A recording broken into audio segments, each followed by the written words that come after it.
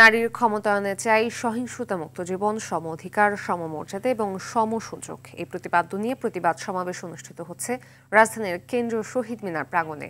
অনুষ্ঠানে প্রধান অতিথি হিসেবে উপস্থিত আছেন বাংলাদেশ মহিলা পরিষদের সভাপতি ডাক্তার ফৌজিয়া মুসলিম। বেলা 11টায় শুরু হয় এই সমাবেশ। এ সময় সম্প্রতি নারীর প্রতি নানা সহিংসতা ও বৈষম্যের বিরুদ্ধে স্লোগানে মুখর হয়ে ওঠে শহীদ মিনার প্রাঙ্গণ। সমাবেশ শেষে একটি বিক্ষোভ মিছিল বের হয়ে জাতীয় প্রেস ক্লাবে গিয়ে শেষ হবে।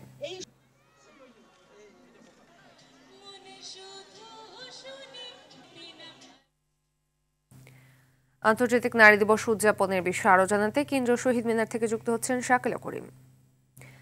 শাকিলা, আমাদের জানাবেন যে এখানে কি কি আয়োজন রয়েছে নারী দিবস উপলক্ষে। কিন্তু আমরা বাঙালি জাতি, ফাতিমা, ধন্যবাদ আপনাকে নারী দিবসের শুভেচ্ছা। ঠিক এখানে বেলা 11টার সময় একটি সমাবেশ শুরু হয়েছে। এটি আসলে যারা এখানে উপস্থিত হয়েছেন, যারা বক্তা রয়েছে, তারা কিন্তু বলছেন আসলে নারী দিবস উপলক্ষে এটি আসলে সমাবেশ না, এটি আসলে একটি বিক্ষোভ সমাবেশ। কারণ বর্তমান সময়ে আসলে নারীদের জন্য খুব বেশি নারীদের পক্ষে বা নারীদের জন্য খুব বেশি সুখকর বা শান্তিকর না। এটা বর্তমান সময়ে সাম্প্রতিক সময়ে কিছু আলোচিত ঘটনার মাধ্যমে কিন্তু জানা যাচ্ছে এবং গণমাধ্যমের মাধ্যমে আমরা কিন্তু মানুষকে দেখাচ্ছি। তো এই কারণে এখানকার বক্তারা বলছেন যে দেশে আসলে একজন ধর্ষকের শাস্তি হয় না, সে জামিনে মুক্তি পায়, বা একজন ইফতিজারের শাস্তি হয় না, তাকে ফুলের মালা দিয়ে বরণ করে জেলখানা থেকে বের করে নিয়ে আসা হয়, সে দেশে আসলে নারীদের জন্য চলাচলের বা নারীদের জন্য স্বাধীন একটি রাষ্ট্র আসলে গঠন হয়ে উঠতে পারেনি।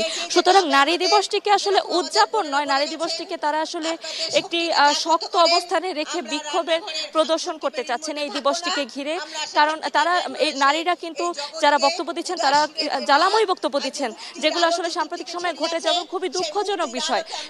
এবং সম্প্রতি যে মাগুরায় একটি 8 বছরের শিশুকে ধর্ষণ করা হয়েছে এবং সেই শিশুটি এখন ঢাকা মেডিকেলে ভর্তি আছে, এবং তার জন্য কিন্তু সবাই খুবই দুঃখ প্রকাশ করছেন এবং সহমর্মিতা প্রকাশ করছেন এবং একই সাথে লজ্জা প্রকাশ করছেন। তো নারীদের জন্য, এবং নারী শুধু নারী না, বৃদ্ধ থেকে শিশু কেউই আসলে এই সময়ে সমাজের হাতে বা রাষ্ট্রের হাতে তারা কিন্তু আসলে সেভ না।